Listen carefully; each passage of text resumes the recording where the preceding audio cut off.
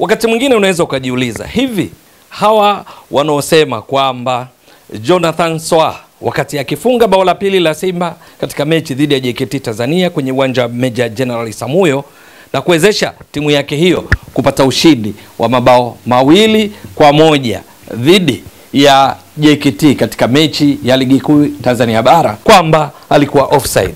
Wanapata wapi hoja hii? Wakicheza michezo ya kwanza ya ligi kuu Tanzania bara huku wakiwa chini ya meneja Dimitar Pantev, walipata ushindi mzuri katika mechi ngumu dhidi ya JKT Tanzania kwenye uwanja wa Meja General Isamuhyo pale Mbweni jijini Dar es Salaam, na hivyo kukwea mpaka kileleni mwa msimamo wa ligi kuu Tanzania bara. Hivi sasa ikiwa imecheza mechi 3, imeshinda zote kwa 100%, ikifikisha pointi 9, mabao ikifunga 8 huku ikiruhusu bao 1. Lakini baada ya mechi hiyo mjadala mkubwa umekuwa ni juu ya bao la pili ambalo lenyewe liliwekwa na mshambuliaji kimataifa wa Msimbazi Simba kutoka Ghana, Jonathan Soa. Ni katika dakika 77.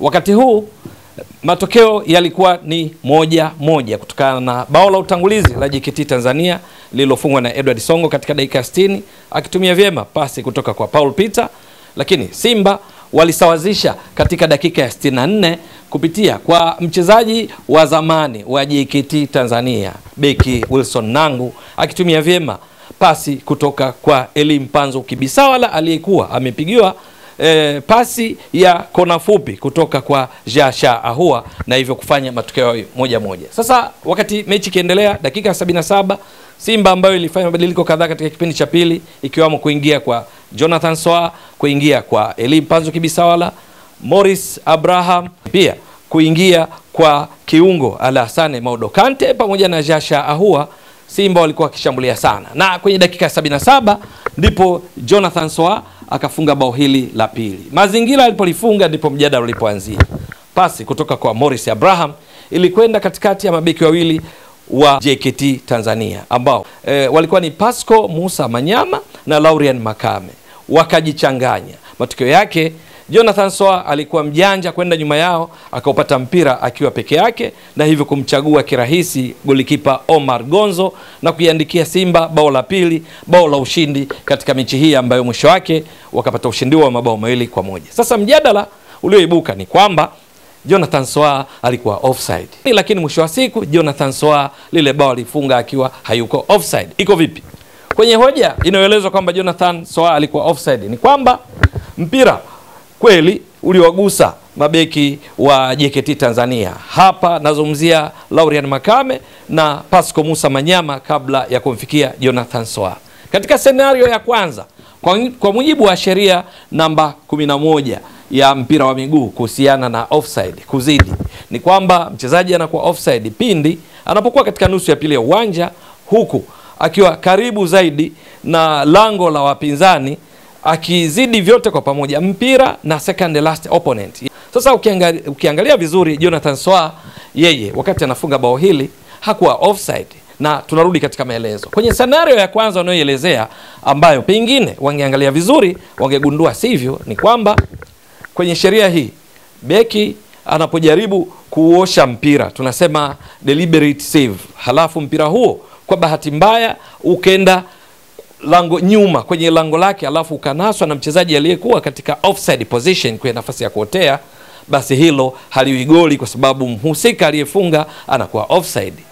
Lakini vinginevyo mchezaji wa timu inayoshambulia akiwa kwenye offside position kwenye nafasi ya kuotea, halafu mlinzi wa timu pinzani au mchezaji wa timu pinzani inayozuia akafanya tunasema deliberate play, kucheza kwa kukusudia, mpira umetoka, sifa yake ni pasi kutoka mbali, kautuliza, halafu kwa makusudi anaupiga kuelekea nyuma kwenye lango lao, labda kumpasia golikipa wake bila umakini, kwa kujua kwamba kuna mchezaji wa timu pinzani aliyekuwa kwenye eneo la kuotea wa kushambulia, hilo linakuwa ni bao halali, halina mushkeli. Lakini katika mazingira ambayo beki wa timu inayozuia au mchezaji wa timu inayozuia anaporejesha mpira nyuma kwa makusudi, ndio tunasema deliberate play, halafu yeye kaunasa huku akiwa katika offside position, hilo ni bao halali, hawi offside. Hiyo ni scenario mojawapo. Lakini scenario ya pili ambayo nimeshatoka kuelezea, kama ni deliberate save, yani mchezaji wa timu inayozuia anafanya jitihada za kuondosha mpira, kuuosha katika eneo salama na wala sio kwa makusudi anaucheza kurejesha nyuma, basi halafu katika jitihada zake hizo za kuuosha, kuusafisha, kuondoa katika eneo hatarishi, mpira huo ukamteleza, ukampapasa, ukafanya vyovyote vile, deflect, ukarudi nyuma kwa mchezaji wa timu inayoshambulia akiwa kwenye offside position, bado huyo mchezaji atakuwa offside, kwa sababu beki au mchezaji wa timu inayozuia anakuwa hajakusudia. Sio kwamba amefanya deliberate play, bali anafanya deliberate save. Kwa hiyo huyo anakuwa offside. Na hivyo kwa Jonathan Soa kwenye tukio hili, wanaoeleza kwamba yuko offside ni katika scenario hii kwamba Laurian Makame na Pasco Musa Manyama walikuwa wanafanya deliberate save, wanajitahidi kuondosha mpira, wakajichanganya kwa pressure tukanayo na Jonathan Soa aliyekuwa kwenye offside position. Mwisho wake Jonathan Soa akanufaika kupata mpira huo akiwa katika eneo la offside na kufunga. Ndicho anachokieleza. Lakini ukiangalia marejeo ya picha za video vizuri, wakati bao hili likifungwa au likipikwa na Morris Abraham kabla Jonathan Soa kufunga, utagundua kwamba hakuna offside kabisa. Ni kivipi? Tazama hapo kwa umakini juu ya ujenzi wa bao hilo. Morris Abraham, tazama hapo.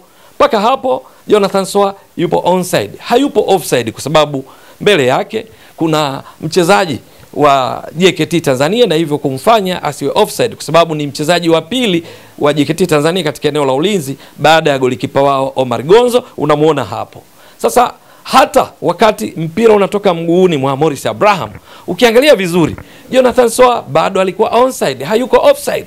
Na ni hapa ndipo unapoona ile hoja kwamba Jonathan Soa alinufaika kwa mpira ambao umetoka kwa walinzi wa JKT Tanzania, huku yeye akiwa katika offside position, huku kusudio la Laurian Makame, kusudio la Pasco Musa Manyama ni kuosha mpira, ni kufanya deliberate save na sio deliberate play ambayo imemnufaisha Jonathan Soa. Hoja inakufa kwa sababu Jonathan Soa hakuwa offside wakati wa ujenzi wa bao hili.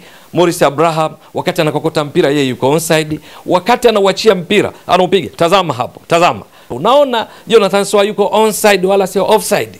Lakini akawa mjanja, wakati mpira umeshatoka akakimbia nyuma ya mabeki, nyuma ya kina Laurian Makame, Pasco Musa, na kisha walipojichanganya mpira ukamkuta wakati yeye akiwa ametoka katika eneo halali, na kamwe hayuko offside, kwa sababu mpira wakati ukitoka mguuni mwa Morris Abraham, Jonathan Soa hakuwa offside. Bila shaka na wewe unajithibitishia hilo kupitia skrini yako, na ukitaka vizuri unaweza ukarejea. Tumejaribu kufafanua huku kwa maandishi na mishale kuonyesha Jonathan Soa hakuwa offside. Kwa sababu hiyo, hili ni bao halali, ni bao ambalo mwamuzi William Abel na wasaidizi wake walikuwa sahihi kuliruhusu, na hivyo Simba wamepata ushindi halali kabisa usio na shaka ndani yake wa mabao 2-1 dhidi ya JKT Tanzania, na hivyo wanastahili kufurahia na kupanda pale juu kileleni, huku meneja Dimitar Pantev akianza vyema ajira yake ndani ya Simba kwenye mechi za ligi kuu Tanzania bara. Maana hii ilikuwa ni mechi yake ya kwanza, mechi dhidi ya JKT Tanzania